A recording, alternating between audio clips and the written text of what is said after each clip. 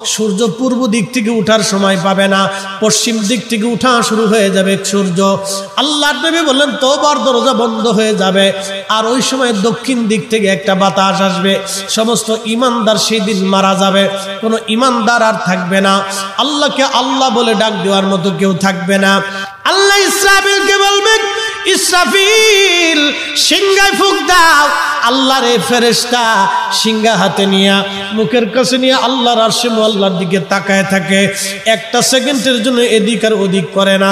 কখন রব হুকুম দিবে সিংহায় ফুৎকার দেওয়ার জন্য, যখন সিংহায় ফুৎকার দিবে, কুরআন বলতেছে ইদাস সামাউল ফাতারাত, আকাশ ভেঙ্গে ভেঙ্গে ভেঙ্গে ভেঙ্গে পড়তে থাকবে। ওয়া ইদাল কাওয়াকিবু তাসারাত, সমগ্র নক্ষত্রগুলি ভেঙ্গে ভেঙ্গে ভেঙ্গে ভেঙ্গে পড়তে থাকবে। ওয়া ইদাল বিহারু ফুজ্জিরাত, সমুদ্রের তলদেশ উদ্দোলিত হয়ে যাবে।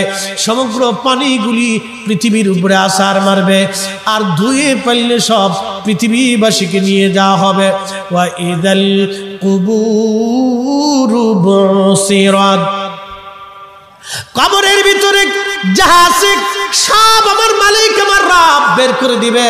কবর থেকে মানুষ বের হইয়া সেই দিন হাসরের ময়দানের দিকে দৌড়াইতে থাকবে, সবাই উলঙ্গ থাকবে, কিন্তু আমার নবীকে আল্লাহ